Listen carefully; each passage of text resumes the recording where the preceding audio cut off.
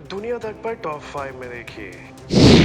प्रधानमंत्री नरेंद्र मोदी इस साल 22 सितंबर को अमेरिका के दौरे पर जा सकते हैं। वहां पर उनकी राष्ट्रपति जो बाइडेन के साथ द्विपक्षीय वार्ता भी संभव दिखाई दे रही है। वे 23 सितंबर को कई मुद्दों पर बाइडेन से बातचीत कर सकते हैं। इसके अलावा 25 सितंबर को मोदी संयुक्त राष्ट्र महासभा में भी जाने की तैयारी कर रहे हैं। इस सब के अलावा 24 सितंबर को क्वाड देशों का महत्वपूर्ण सम्मेलन हो सकता है, जिसका हिस्सा प्रधानमंत्री मोदी भी बनने जा रहे हैं। पीएम मोदी और बाइडेन के अलावा ऑस्ट्रेलियाई प्रधानमंत्री स्कॉट मॉरिसन और जापानी पीएम योशिहिदे सुगा इस सम्मेलन का हिस्सा बनने वाले हैं।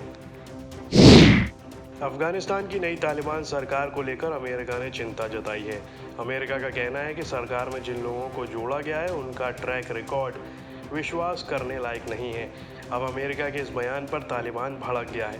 तालिबान ने साफ कहा है कि इस तरह का बयान या कोई बैन बर्दाश्त नहीं किया जाएगा। तालिबान ने कहा कि अमेरिका ने हक्कानी गुट को लेकर जो बयान दिया है वो पूरी तरह से दोहा एग्रीमेंट का उल्लंघन है।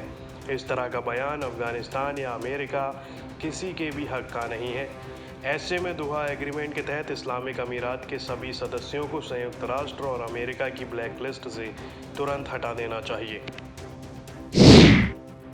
अफगानिस्तान पर कब्जे के बाद तालिबान ने अपना क्रूर चेहरा दिखाना शुरू कर दिया है। गुरुवार को पंजशीर प्रांत के बजारक शहर में तालिबान के लड़ाकों ने अहमद शाह मसूद के मकबरे पर तोड़ फोड़ की।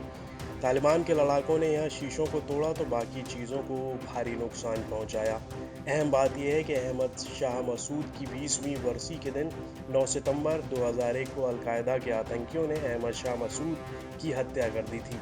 इसके ठीक 2 दिन बाद अलकायदा ने अमेरिका में आतंकी हमला किया था।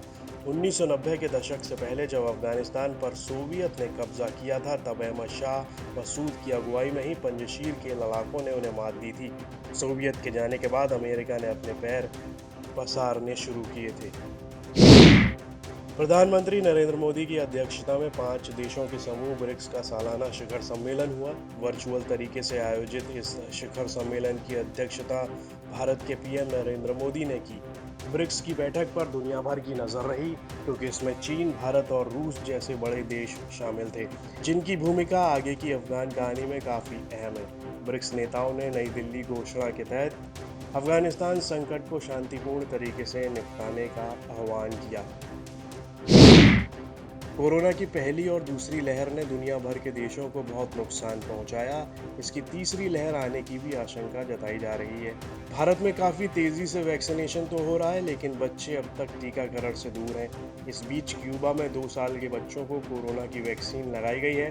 क्यूबा दुनिया का पहला ऐसा देश बन गया है जहां पर इतने कम उम्र के बच्चों को कोरोना की वैक्सीन लगाई जा रही है। चीन, यूएई और वेनेजुएला जैसे देशों ने भी छोटे बच्चों को कोरोना वैक्सीन लगाने का ऐलान किया है, लेकिन अभी इसकी शुरुआत नहीं की गई है। ब्लूमबर्ग की कोविड रेजिलेशन रैंकिंग रिपोर्ट के अनुसार भारत का प्रदर्शन खराब रहा है। इसमें काफ़ी कम रैंक भारत को दी गई है। इसके तहत कोरोना वायरस के दौरान कौन सा देश कितना सुरक्षित है, इसके आधार पर उन्हें इसमें रैंक दी जाती है।